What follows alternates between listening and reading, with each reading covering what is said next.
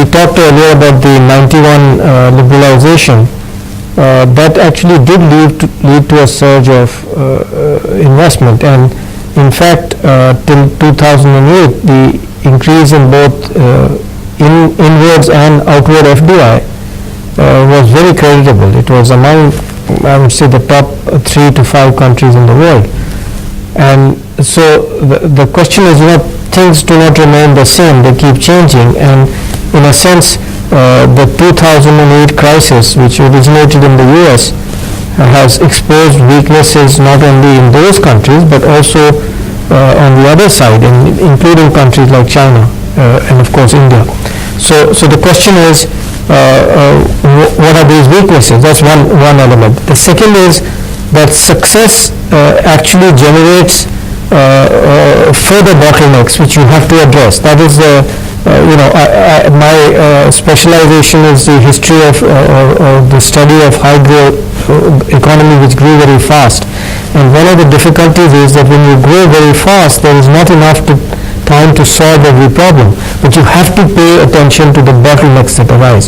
So I would say that we were able to generate a higher level of investment, but given that this growth has accelerated, this has created new problems, and unless we solve them, the growth will again slow down. So it's in a way partly a challenge of bottlenecks exposed by the global crisis, and partly the problems or bottlenecks which arise because of growth itself when you grow very fast. Now, so what is it we do? Well, the simplest thing to understand and to communicate is that our earlier high growth was basically driven by decontrol, competition, liberalization. And unfortunately or fortunately, if you look at the two sides of the coin, there are still a lot of areas where decontrol is possible. So it's what people call low-hanging fruit. We know it is there. If we can remove some of those controls and regulations, then we can stimulate growth in those areas. Now, that's not true of everything. Now, there are also areas, for example, where the public sector is still very inefficient. So we need to try and privatize or introduce competition in some way. The key issue is competition. Whether you do it through privatization is a mechanism to me. I don't have any ideological thing. If privatization works, that's the best way. If something else works, that's good too. Because you really need, for example, you need more coal. You need a more efficient coal sector. Now, whether we do it by introducing competition among public sector companies, if that works, it's fine. If it doesn't work, we need to privatize it. So like that. So that's the second area. The third area is where really historically and traditionally only the public sector can and has to supply certain things. For example, most roads have to be built by the public sector. So we've got to improve the efficiency of the public sector. And finally, this whole issue of controls and corruption, is an area we'll have to continuously work on.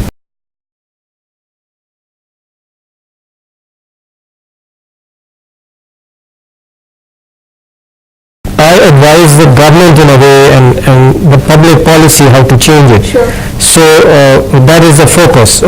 Now, what can the corporates do? I think the corporates also became complacent, and therefore they were not pressing the political system to make these changes because there was a period at which the economy touched 9-10%, and corporates were the leaders. They were telling the government to set targets of 11%, 12%.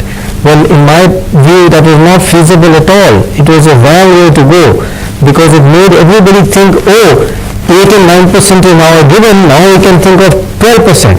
That is completely wrong. So I think the corporates also have to have this different perception that this is not God-given, and therefore you have to continuously do these things. And why I say it is because that's what happened in other countries which were able to maintain growth. They are always thinking of the next step. If there is any crisis, you have to deal with it. You can't ignore it. You can't think that it will go away by itself. So in that sense, the corporates in a way have to I wouldn't say put pressure on the political system, but at least communicate and interact with them in such a way. Because as everybody knows, most political people are more interested in the election. It is the users, us, the citizens, the business, who have to tell them that what is good for the economy. They may not, all of them, of course some of them do, but not all of them may be thinking in that. And if the perceptions of the business itself is wrong, then we will not get change.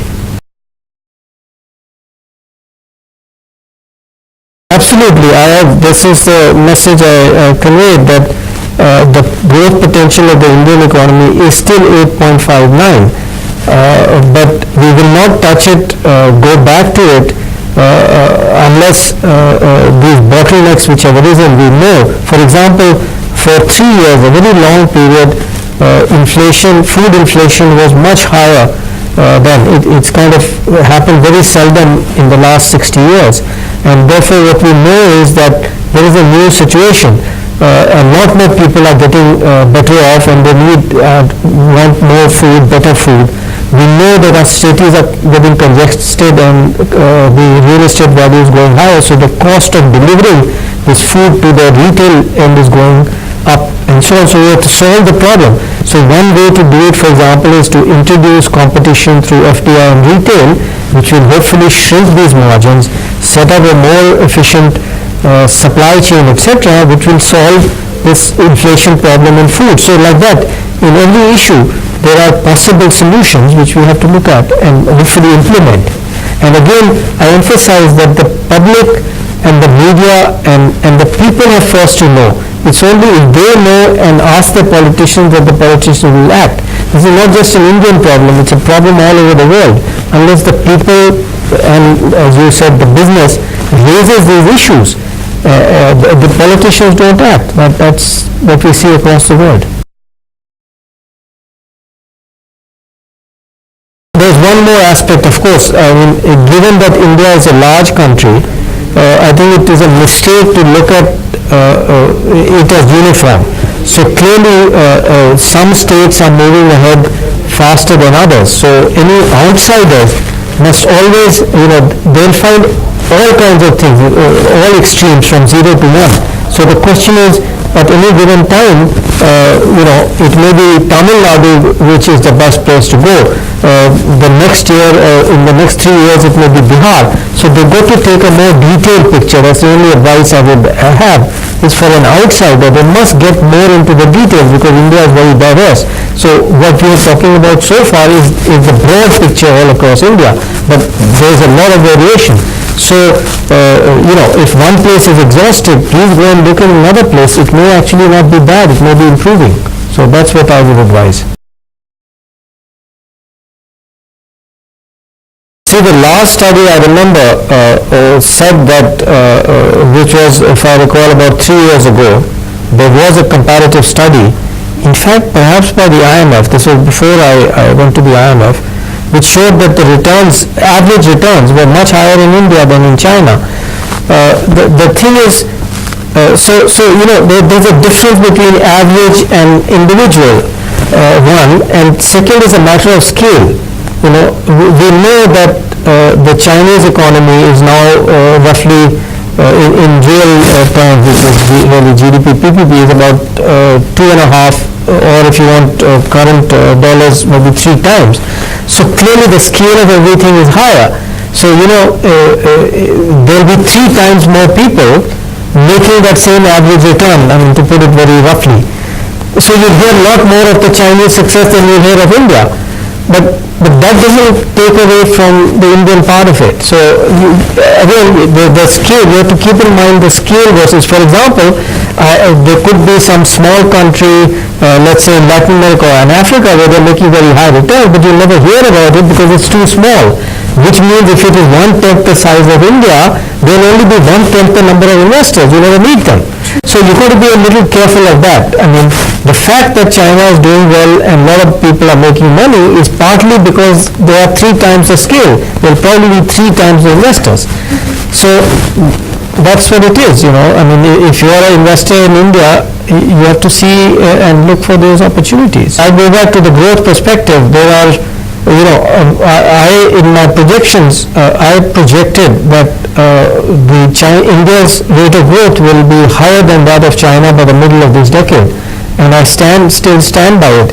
And it turns out that a lot of people who know China from the micro perspective, they are active there, are also kind of saying that this may happen around 2013 is the number I've heard.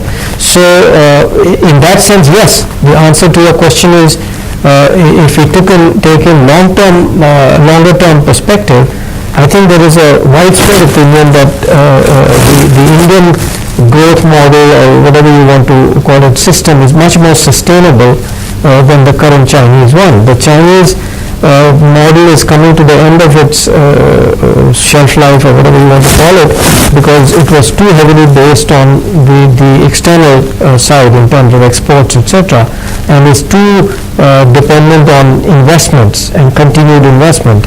According to official numbers, investment rate is now 50%. I've just recently seen private estimates which say maybe 60-65. I mean, how long can you keep increasing investment and keep reducing consumption? That is not sustainable.